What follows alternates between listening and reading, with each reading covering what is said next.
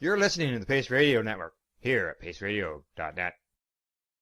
The opinions of the individuals during this broadcast are their own, and may not be the opinions of their group or other organizations they may be involved with. All medical advice during our broadcast is not a medical opinion and should be checked with your medical physician. Oh yeah, baby, that's lovely.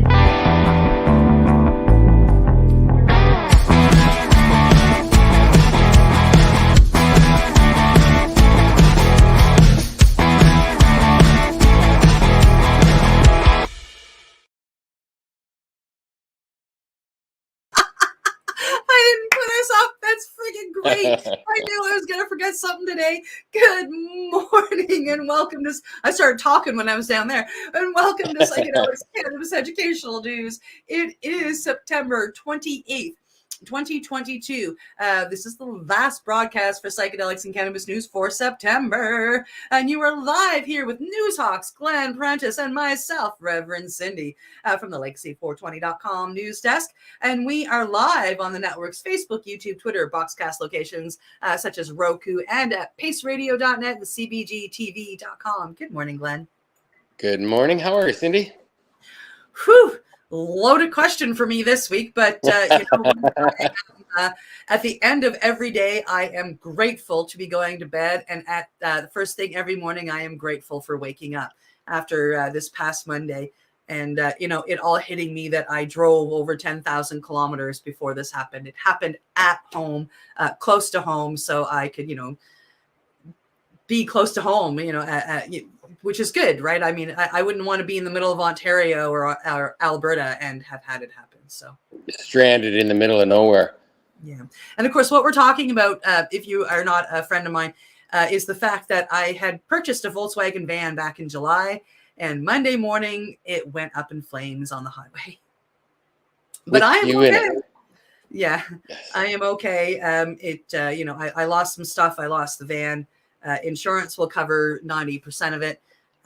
But I am still here. And, that's the main thing at the end of the day. So gratefulness is how I am. I am full of gratitude for the most part. And that's not necessarily a bad thing. You're alive and well, and everything else can be replaced. That's right. And how are you besides cold? Because I know I'm doing great. I'm cold here. I'm actually wrapped around a heater here. That just got shut off, so it's going to get cool in a few minutes. I'm cold, but it's getting warm. It's supposed to be, and the sun's out, so I'm happy. Oh, that'll definitely help when you get going. Well, we have 8 stories with 4 before and 4 after the break, of course. So we might as well get to it. The first story of the day, if I can get to the right window, is coming to us from StratCan. And it's telling us that cannabis producers can now provide samples to cannabis stores in British Columbia. The BC Liquor and Cannabis Regulation Branch has updated its regulations to allow licensees and their employees to accept samples from a federal license holder. These changes will apply to cannabis retail stores and producer retail stores, which is farm gate. Yes. A sample cannot be used for any type of inducement. The LCRB has no limit on the size. What? Has no limit on the size of a cannabis sample, but notes that samples are expected to be of reasonable size and quantity and should have little retail value. The retailer must provide a nominal fee for the sample. Okay. So they have to pay for the sample. Yes. So they didn't say before that it was free. Can now provide samples, right? A representative with BC's Ministry of Public Safety and Solicitor General says that while a nominal fee value is not defined in legislation or regulation, of course not, the amount can be negotiated between the licensees. An example of a nominal fee could be $2, says the representative. Although retailers are not allowed to supply cannabis samples to other cannabis licensees, the LCRB says they are exploring the possibility in the future, along with allowing all marketing licensees to accept and provide samples to other licensees. That's cool. I like that. The change is based on industry feedback. Earlier this year, BC confirmed they were engaging industry. I just had to go back up there and highlight that there is no limit on the size of the cannabis sample. But it must be reasonable, they say so. It must be reasonable. I don't know what that means. Yeah, we all know what that means. Randy Rowe, the owner of Grow Up Industry Conference taking place October 1st to 3rd in Victoria, BC, says he was one who worked closely with the BC government to push for these changes. Grow Up's Victoria event has been structured to allow for samples. Sorry, this just what came to my mind just now with all of this happening. Karma Cup 2024 is going to be epic. Keep pushing, Sarah, which will be carefully tracked. This is exciting news. This is a game changer across Canada if it goes across Canada. Fingers crossed. This is a game changer for brands in BC, says Rowe. Being able to get in front of retailers gives producers a stronger opportunity to educate retailers on their product. For cannabis events like ours, this gives us the opportunity to bring a large number of retailers and brands together to be able to provide samples. Oh, they are going to flock. This is amazing. Yeah. CRS and PRS licensees will be required to keep records relating to cannabis samples that contain the following information. A unique excise tax identifier from the original packaging of the cannabis sample, the date of the licensee received the cannabis sample, the federal license holder and name of the representative that provided the cannabis sample, the amount that the licensee paid for the cannabis sample, and the amount or quantity of cannabis sample received. Wow. Well, like, I mean, yeah, it is, right? But like, I mean, most of this makes sense. There's going to be an identifier for the original packaging. That's understandable. The day that you give it away, honestly, as if I were a business owner, I would want to know that John over there got sample A last Monday. So if he comes asking me for sample A 2 days later, well, you just got it, buddy. Like, come on. That's, it's good information to know. But maybe he just wants another sample A. Well, yeah, but I mean, still, you got to know these things, right? And it's fine for him to want one, but you've got to know what you're doing. Yeah. This is only business sense, right? But I mean, the Grow Up, they're going to be able to give samples away at the Grow Up. I'm like beyond thrilled, to be honest. Some other provinces allowed such samples from the beginning of legalization, like Ontario and Saskatchewan, while Alberta recently began allowing them this past March. Earlier this year, a spokesperson for the Cannabis Cultivars of BC, representing a handful of producers, told StratCan that its members would love to see the province create an accessible cannabis sampling program. This would allow producers to inform retailers of what is already on the market and what is coming soon. Allowing cannabis samples gives retailers the ability to touch, see, and feel the products, and they plan on increasing transparency in the process and instilling confidence in what they recommend to their consumers. Items for consideration could include making sampling available for product prior to provincial launch by BCLDB, and allowing producers to distribute samples directly from their own facilities, aspects which would help our sector improve speed, remove administrative burden, and remain responsive to changing consumers and retailer needs. This is really exciting. I mean, there's another step before, like say the Karma Cup could have retailers there giving out samples to say people like me. I can be like, that's not allowed yet, but that's only a step away from this. Do you know what I mean? I think they should be able to. I know you can walk into a beer store here in New Brunswick and get a sample of wine or beer sometimes.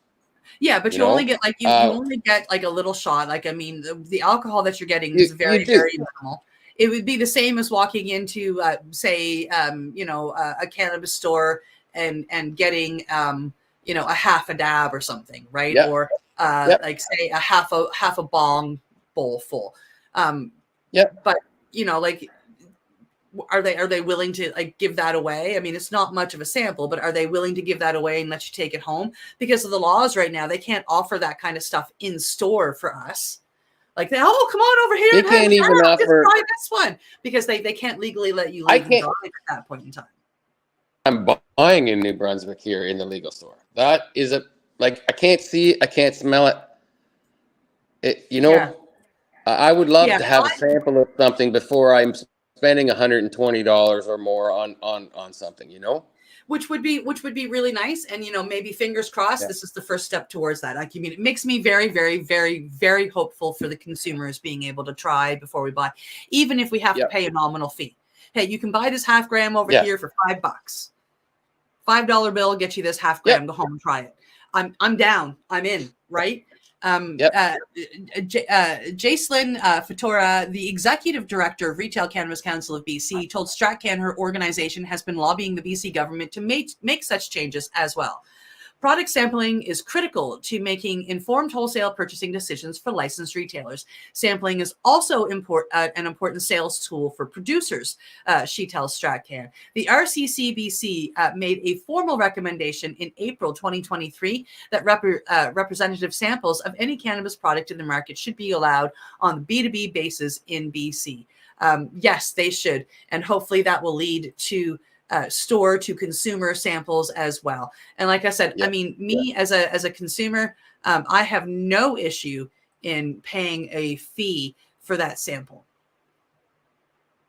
Yeah, I mean, I was just thinking about, you can walk into Canadian Tire and get a sample of paint for $10, and it's a little thing. You could paint something in a wall, but at least it's a sample. You know what you're gonna get. Well, I mean, like I compare it to like other things that you would eat or ingest or smoke, right? Like, you can walk into a grocery store, Costco, for example. Costco, there you go. Yeah, always food samples. You got somebody there cooking something up. You want to try it, so you get to try before you buy, or you get to try before you get all of the information for that recipe together. So yeah, it's a great idea, and I hope that it comes to fruition. That would be absolutely beautiful.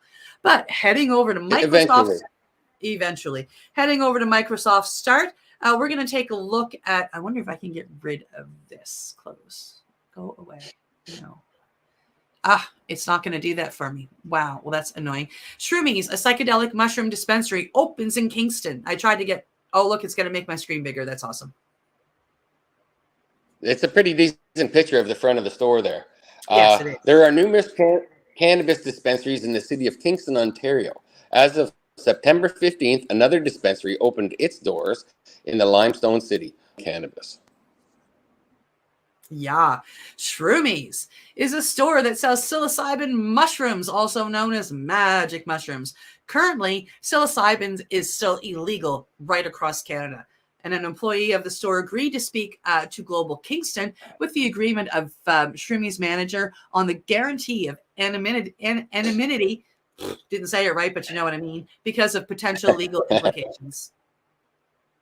We are remaining anonymous on camera and in person in Toronto and or Ottawa, said the employee. Whoever's in there would be the one charged. Any connected names would be the one charged based on previous accounts of other mushroom shops being shut down. In an email to Global News, Kingston Police said they are aware that Shroomies is operating in the city, but declined to comment further on the situation.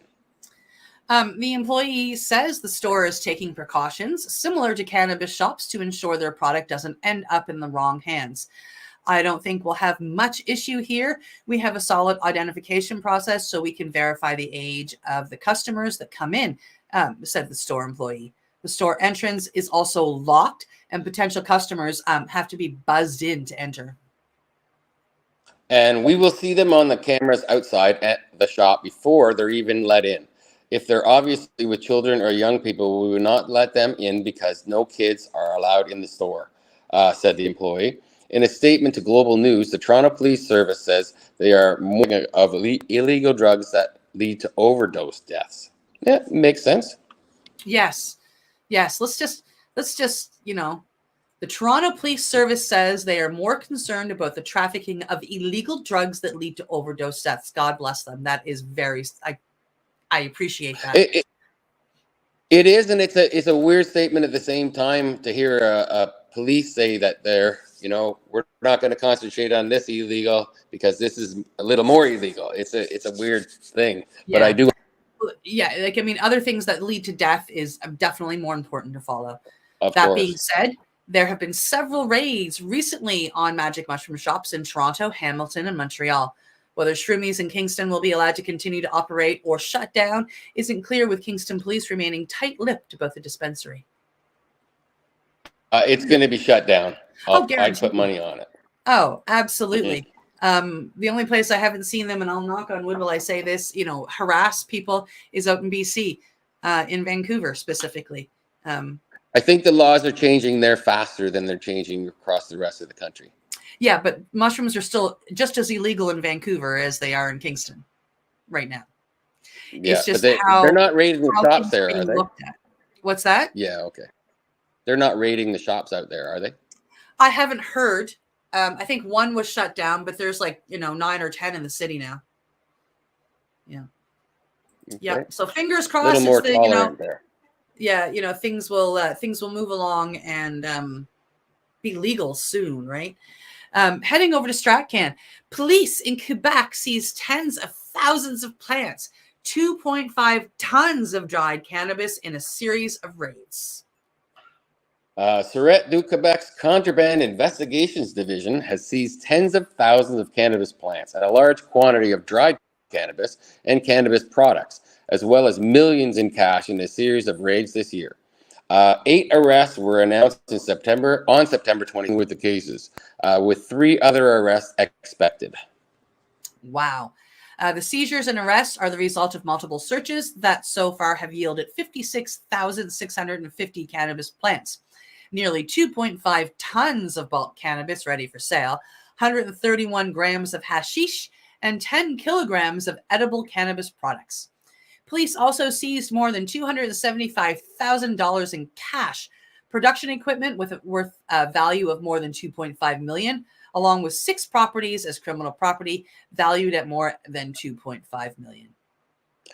Police say the investigation sheds light on what they call a structured cannabis production network that uses registration certificates granted by Health Canada to give an appearance of legitimacy in their large-scale distribution and trafficking activities.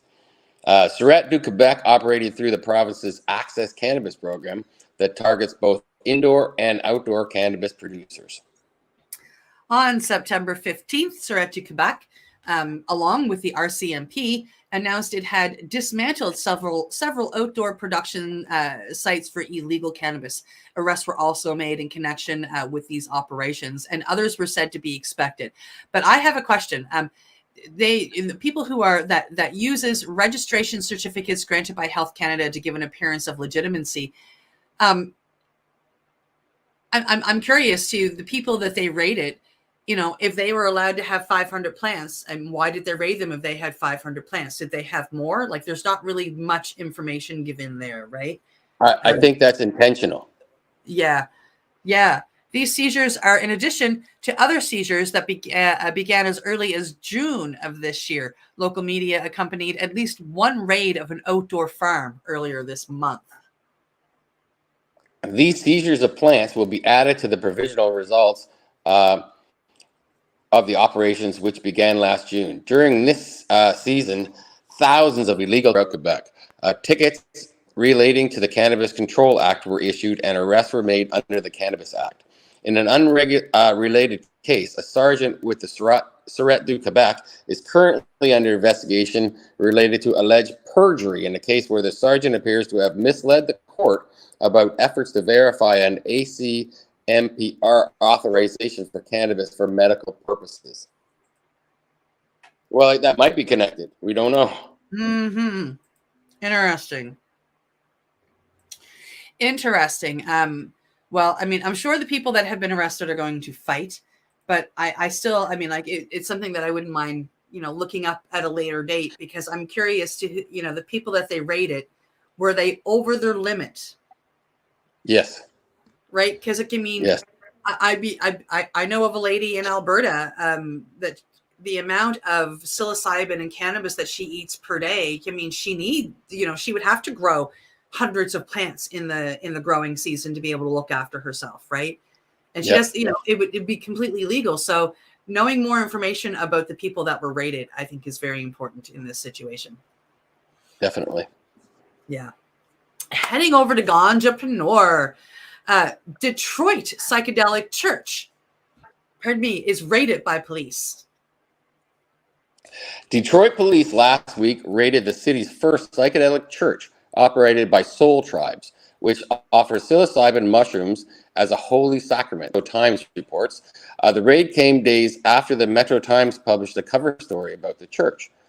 Owner Shaman Shu believes the raid violates Proposal E, which was approved by voters last year and decriminalized the possession of ethanogenic plants and fungi, including psilocybin mushrooms in the city. The church includes a sacrament center in which sells dried psilocybin mushrooms, capsules, and gummies. Maybe that's where they breached this law. They're selling it just as a sacrament. Yes. Yeah.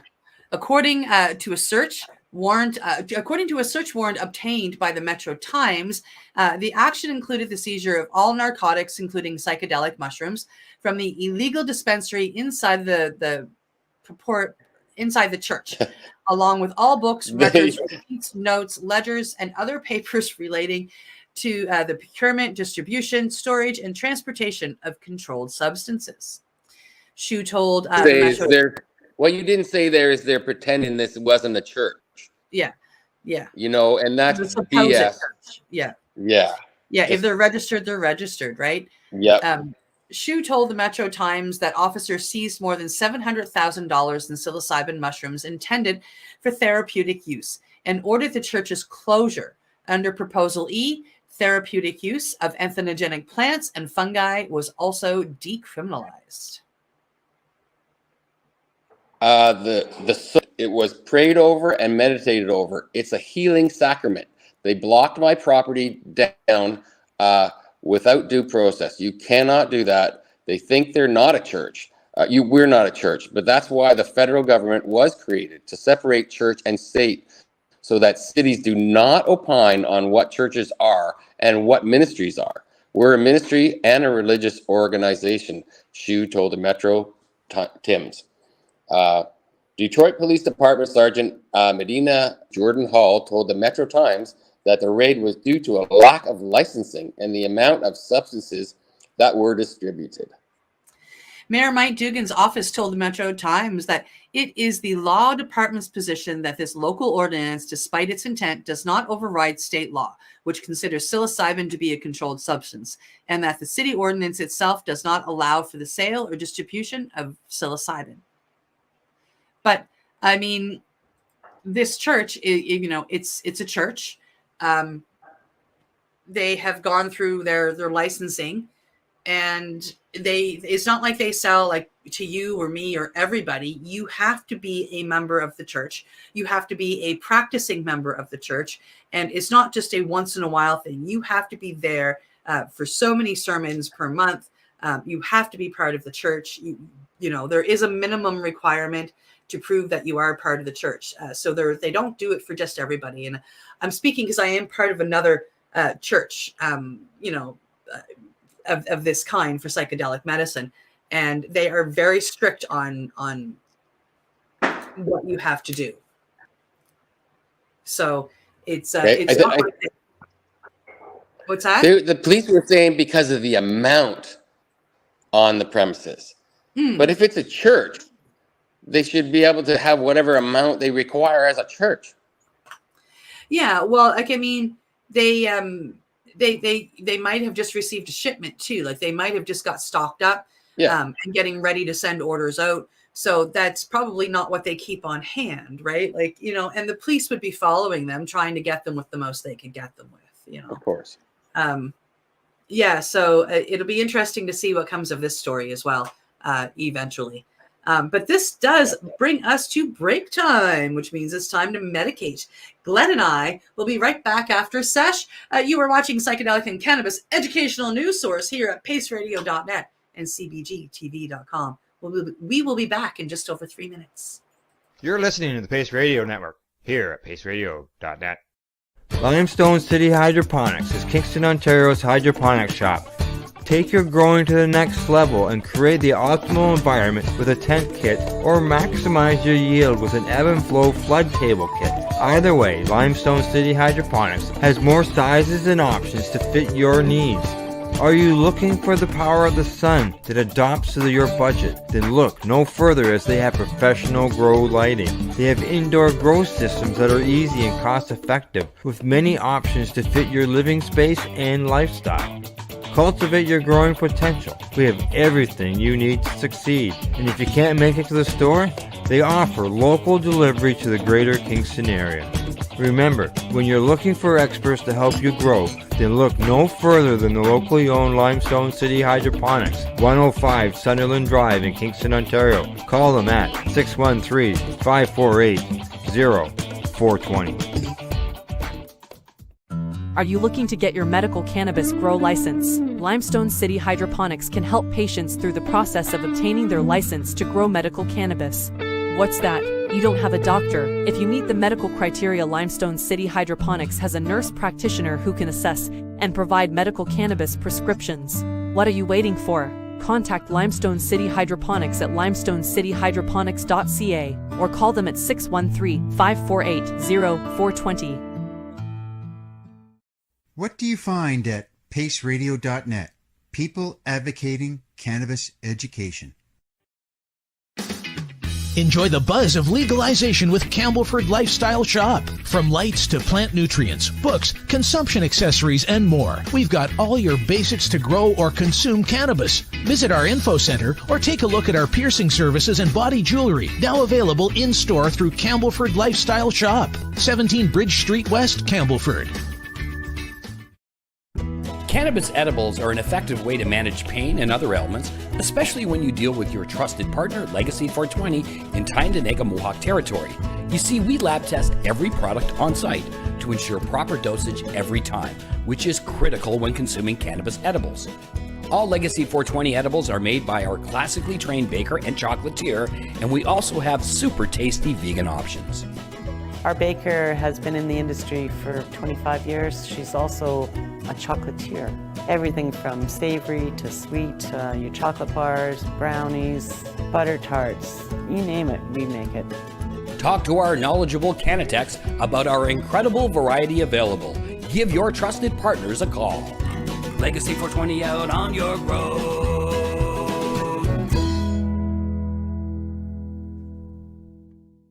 You're listening to the Pace Radio Network here at paceradio.net. And we are back from our medication session. We are live here on Facebook, YouTube, Twitter, Boxcast, paceradio.net, cbgtv.com. Find us on Roku. Find us everywhere. Yay. Heading to our first story after the break. We are heading over to MJ Biz Daily, New York, to issue 15,000 more cannabis business licenses. That's awesome. New York regulators plan to issue as many as 1,500 new marijuana business licenses as unsold cannabis continues to build up among growers in a market where only a couple of dozen retailers have opened their doors. The state's office, which is the OCM, on Tuesday said it will begin accepting applications October 4th for cultivation, retail, processing, and micro business licenses, Bloomberg first reported. The application window will be open for 60 days. The state has issued about 700 conditional licenses, including 463 for social equity retailers and 10 for nonprofit retailers under its conditional adult use retail dispensary program, 273 licenses for cultivation, and 40 licenses for processing. The vast majority of CAURD holders and applicants are in a holding pattern after an August ruling by a New York judge that halted all business applications and approvals for open adult use stores in the state. The businesses should prepare to apply during the next licensing window, which opens October 4th, OCM Executive Director Chris Alexander told a subcommittee meeting of the state's Cannabis to the Green Market report. Despite promises of a robust retail market, only 23 licensed dispensaries are operational in New York, which launched adult use sales in late December. The retailers reported total sales eclipsing $70 million just through late August, according to the latest state statistics. Nearly half of that total was generated in just July and August. $35 million. And that's 20. If they would have had hundreds open, this would have been, that number would have been so much bigger. Well, yeah, and I mean, a lot of that was probably tourism. Yep. Oh, right. I mean, I know a few people that went down to New York, and the first thing they did was hit a dispensary. if they can find one. Yeah. They must have known where one was before they went down. Well, you can look them up. I'm on surprised Google they're not selling out. Are they selling out because there's nobody else to go to? Yeah, well, that also shows you, though, that, I mean, they are in the beginning, and we were in the beginning. We didn't sell out either. A lot of people went and bought one item, realized how crappy it was in the beginning, and went back to legacy. Expensive. Yeah. Yeah, and went back to legacy.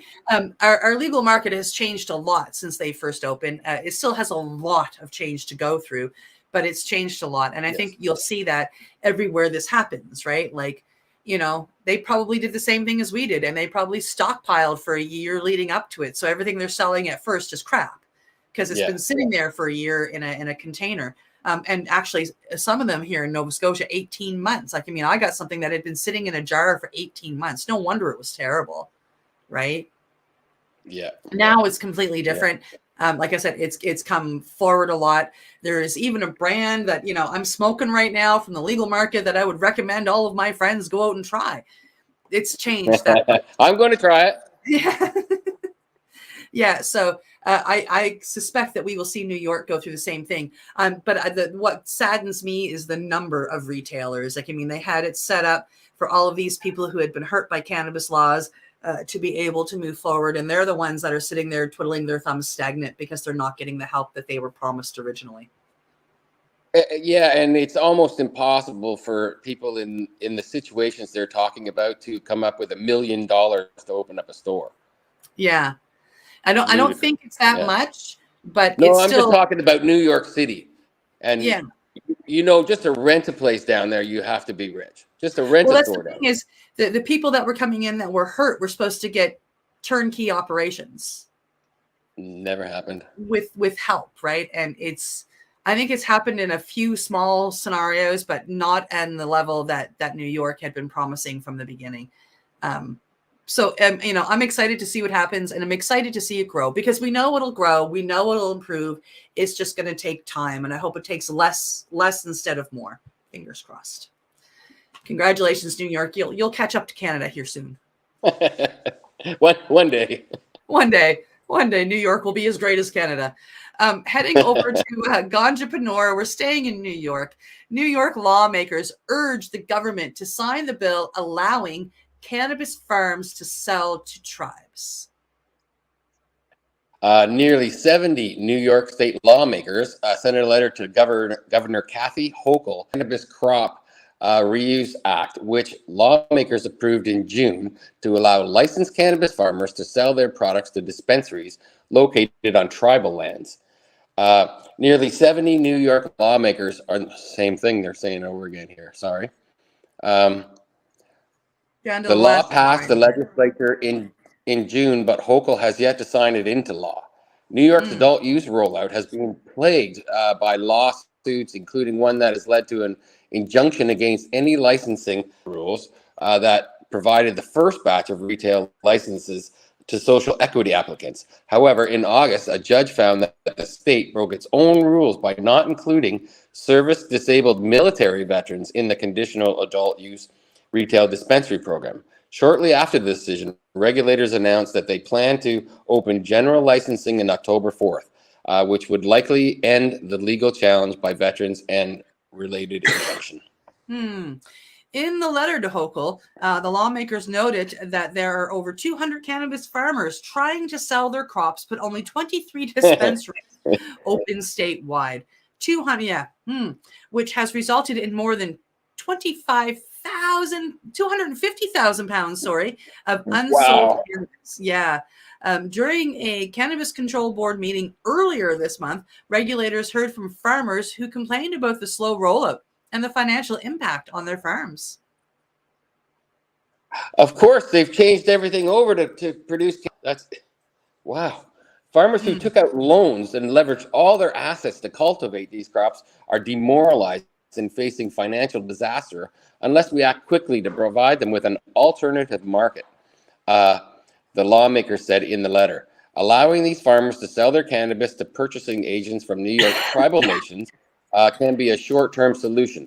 These tribal dispensaries would benefit from access to a source of local, safe, laboratory-tested products. Farmers would benefit from a new pathway to sell their products, along with growers' showcases. It could be the financial lifeline they need right now. In a statement, Senate Agriculture Chair Michael Hinchey noted that many New York cannabis farmers are facing dire financial straits with unsold crops from last year. The time is running out to get products to the market before they expire. Yeah, so I never, like I'm sure I thought of it, but they've got more producers than they have dispensaries, like 200 to 23, 128 more, 127 more producers than they have dispensaries. So the producers are being like hardcore hit with this too, allowing them to sell to tribal. Go indigenous, and even if they only allow it to do them like once, like just this year, you can do this, right? And I think once they open the doors, they're going to have to keep those doors open.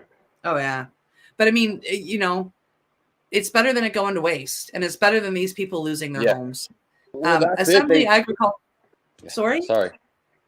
I said they spent every dime they have doing this, and now they can't sell it.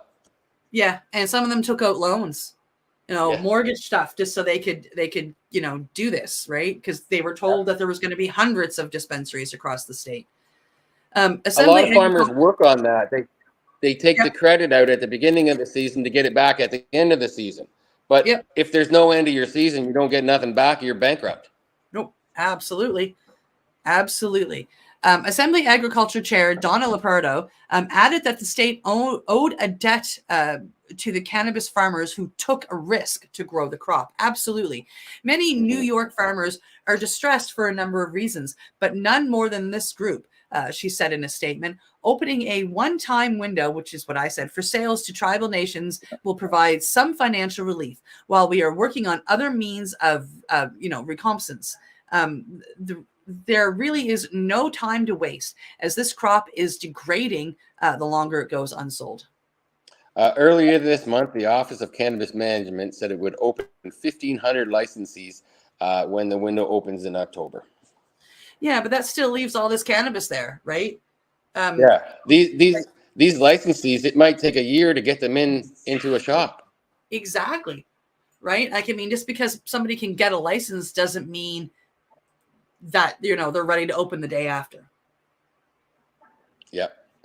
Only the big can do that. Yeah, there will be some with a lot of money that will be able to, right? Yeah. But not very many. Not the normal local people. No. Well, New York, come on, get going. We are heading over to the business of cannabis. Proposed new rules could be the death of medical cannabis in Maine. And that would be terrible, because as much as we want to see cannabis legalized, the medical programs are important because it helps people that can't afford it get it covered. Medical cannabis caregivers in Maine have raised concern over proposed new rules to the state's medical cannabis program. The public meeting took place on 26th of September, where caregivers said the proposed rules would make it more difficult to operate in the market in the face of rising bills and recreational market competition. The new rules cover security requirements for retail stores, such as fencing and video footage retention, as well as an expectation of the state's ability to issue fines, which include up to $7,500 for each major registration violation affecting public safety, up to $3,000 for each major registration violation, and up to $3,000 for each minor. Founder of cannabis retail dispensary West Paris Provision, Angelina Henderson, who supports disabled veterans, and is a medical cannabis patient, stated, "The proposal is a direct attack on shops like mine and on medical patients." The OC claims of being beneficial for the health and safety of mariners, when in reality it means to achieve their agenda, which is the death of medical cannabis in Maine. Under the rules, in order to be eligible for a Maine medical cannabis card, patients will now need to undergo an in-person medical exam, currently done via phone call, which Henderson highlighted would be costly and is not covered by any medical insurance. While the meeting chair said no changes had been made to these rules, one attending member of the public highlighted this requirement needed the wording to be more defined to include via telephone or in person. Mark Barnett, policy director of the Maine Craft Cannabis Association, stated these changes overall are new obstacles to doing business. There are new obstacles to obtaining state legal cannabis products. Our advocates have repeatedly sat down with OCP, and we would love to do so again to discuss a collaborative approach as the success of our programs. And again, the past successes that we do sincerely appreciate and would like to continue with. Elements of this proposal will seem like a step backwards, but we look forward to engaging with this office in a constructive way during the upcoming legislative sessions and into the future. Yeah, you can public comment on these rules until October 10th if you're from Maine. And to watch the full meeting, you can look up this particular story and click the link right here. Would hate that to take that away from patients. What's that? Would hate to take it away from patients. Yeah, no, I mean, that's happening here in Canada too. We read a story last week that talked about how many patients haven't renewed their licenses because they can just go to their legal stores and get it, and they're no longer in trouble for having it. So they don't feel the stigma has gone for them, which is too bad. I mean, I don't necessarily buy from my licensed producer, but I keep up my medical, like my prescription, simply because like I feel that this, it's very important to have this program.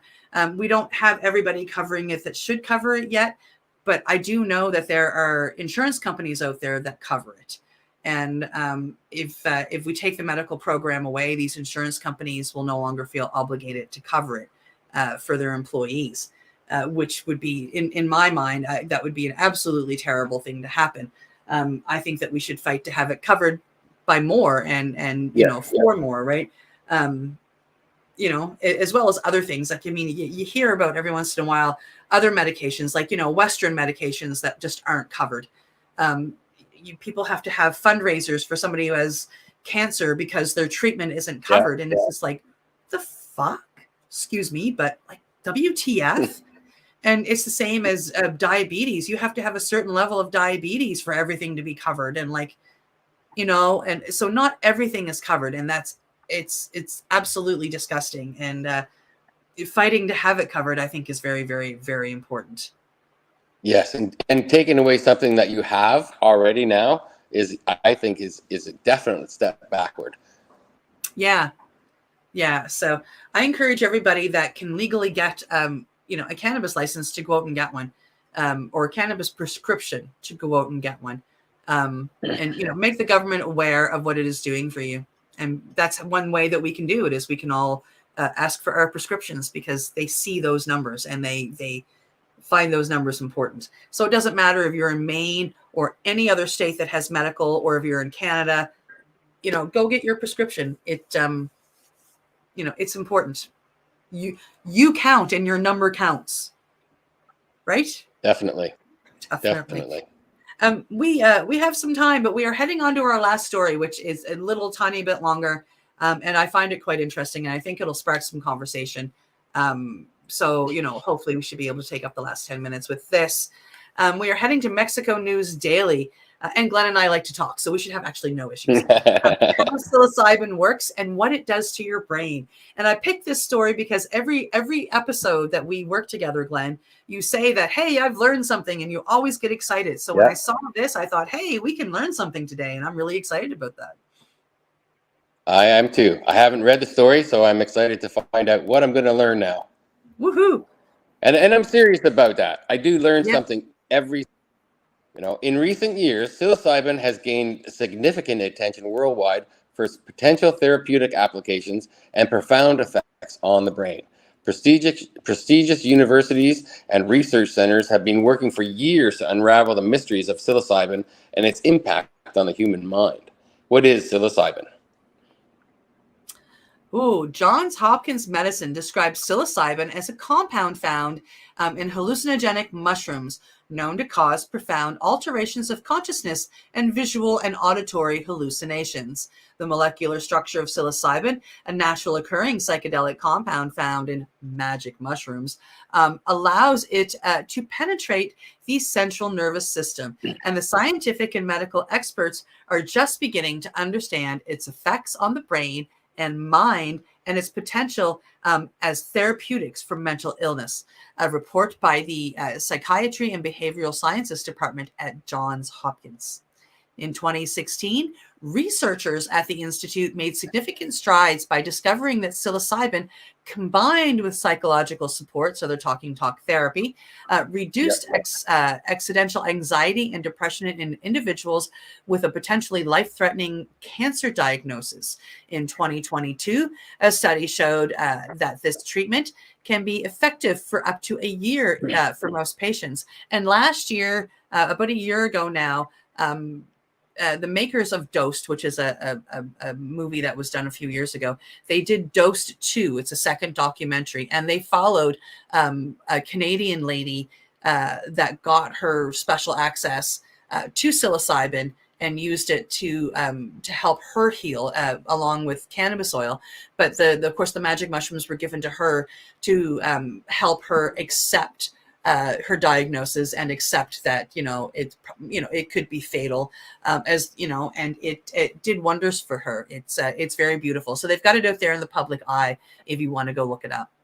I'd like to know, where did the magic mushrooms that that she received come from? They stated in the movie, and I can't remember. I'm just curious about that, because if they're illegal, it's illegal to grow them. Oh no, she got her prescription. She is one of the first 5 Canadians that got her Section 56 to partake in magic mushroom therapy legally, and that's why they picked her for the movie. So her magic mushrooms came from a legal source.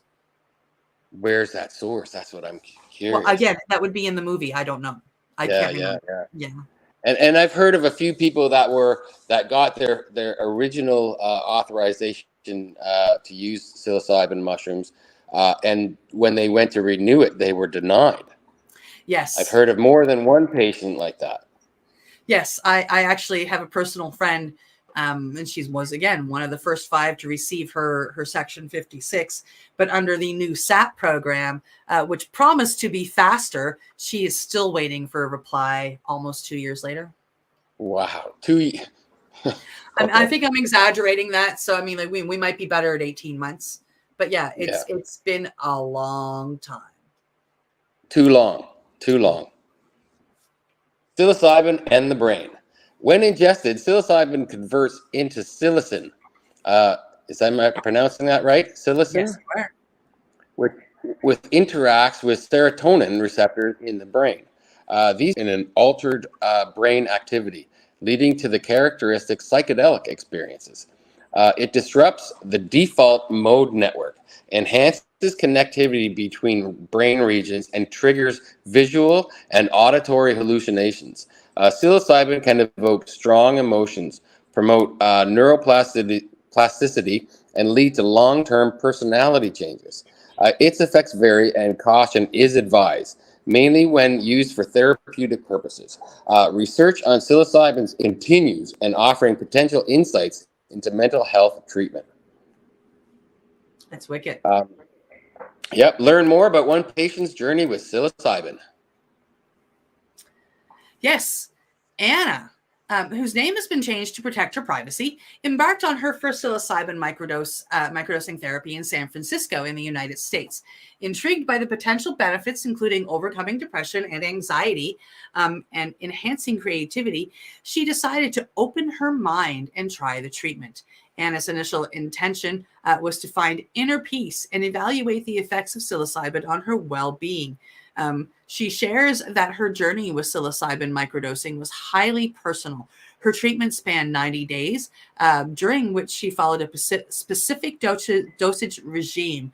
While individual experiences may vary, Anna emphasizes the importance to clear intentions and focus while consuming psilocybin. It's not unusual for some individuals to initially experience heightened emotions, including sadness and despair, before reaching a positive state.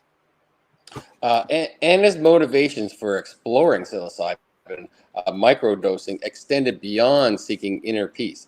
In a subsequent treatment in Mexico, she aimed to awaken her creativity for a professional project. The results were gratifying, with heightened concentration and a surge of creative ideas. She added during an interview in Parque, Mexico.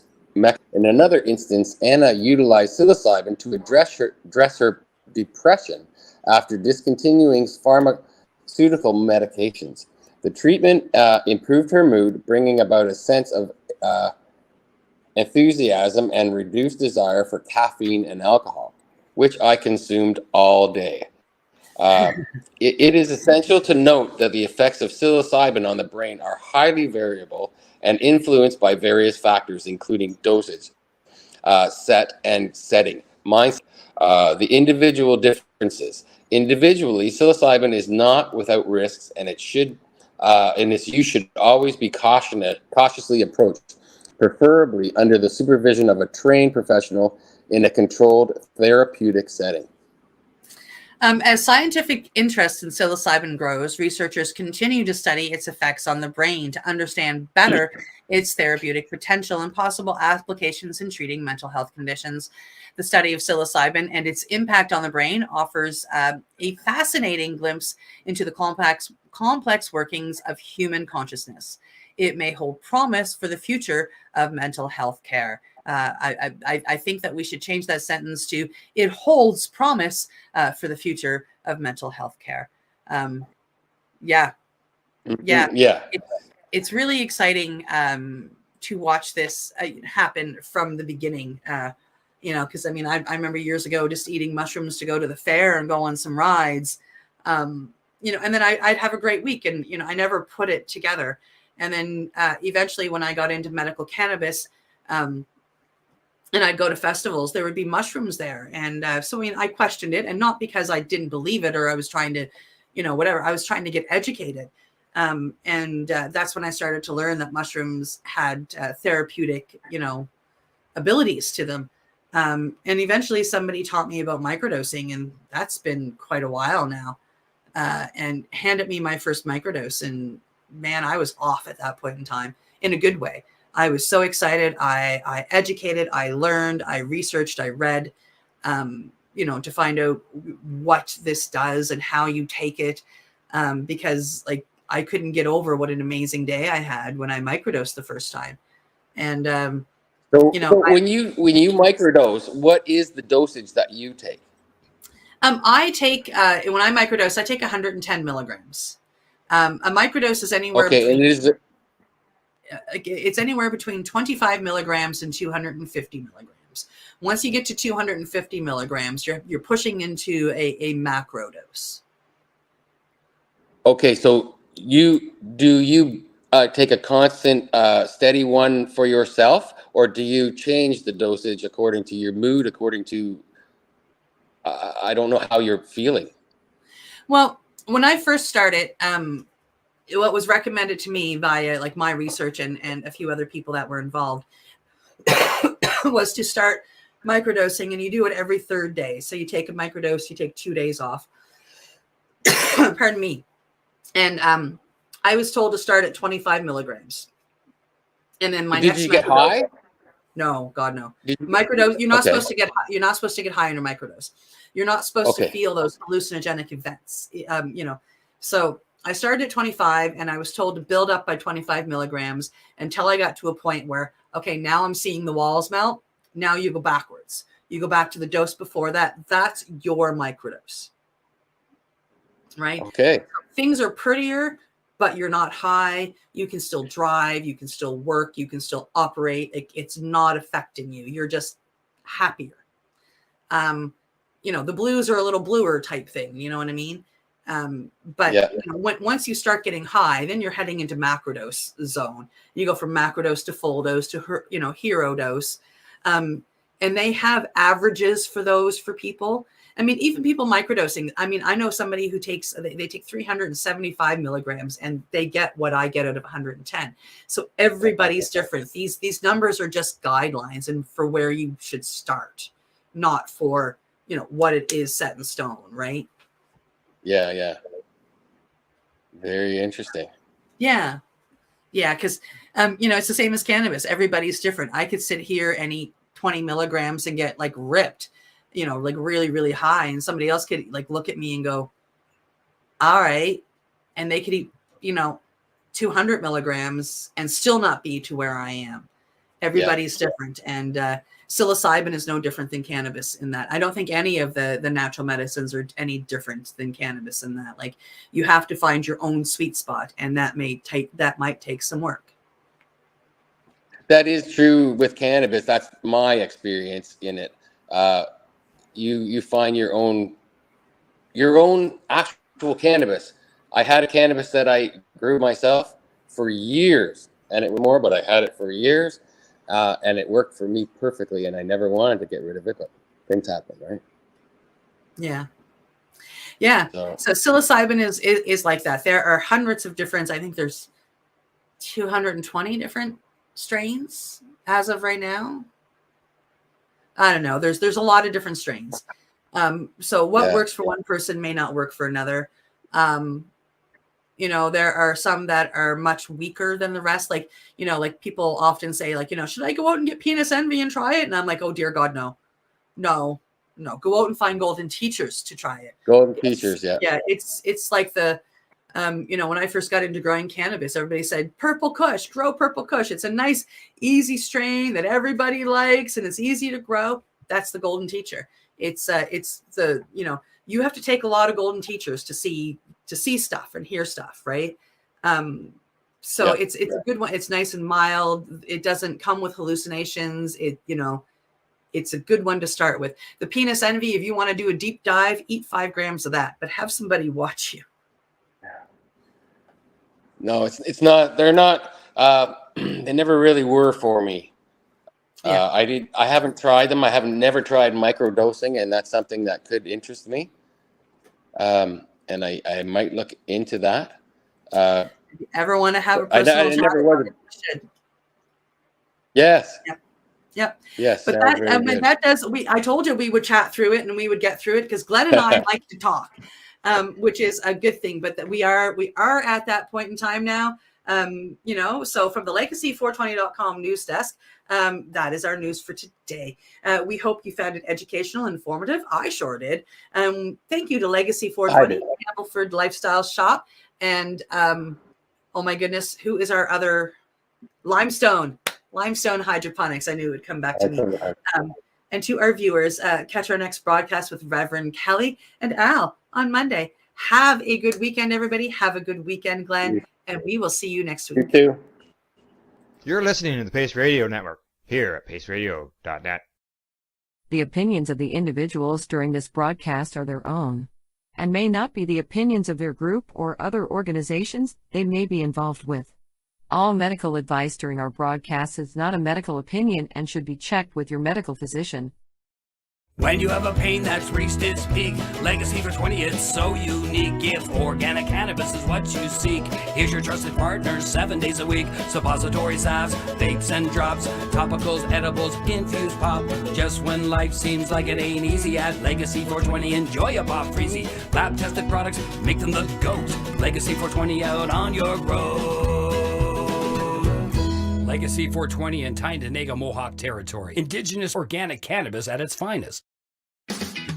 Enjoy the buzz of legalization with Campbellford Lifestyle Shop. From lights to plant nutrients, books, consumption accessories, and more, we've got all your basics to grow or consume cannabis. Visit our info center or take a look at our piercing services and body jewelry, now available in-store through Campbellford Lifestyle Shop, 17 Bridge Street West, Campbellford. Limestone City Hydroponics is Kingston, Ontario's hydroponics shop. Take your growing to the next level and create the optimal environment with a tent kit, or maximize your yield with an ebb and flow flood table kit. Either way, Limestone City Hydroponics has more sizes and options to fit your needs. Are you looking for the power of the sun that adopts to your budget? Then look no further, as they have professional grow lighting. They have indoor grow systems that are easy and cost effective, with many options to fit your living space and lifestyle. Cultivate your growing potential. We have everything you need to succeed. And if you can't make it to the store, they offer local delivery to the greater Kingston area. Remember, when you're looking for experts to help you grow, then look no further than the locally owned Limestone City Hydroponics, 105 Sunderland Drive in Kingston, Ontario. Call them at 613-548-0420. We are people advocating cannabis education here at paceradio.net.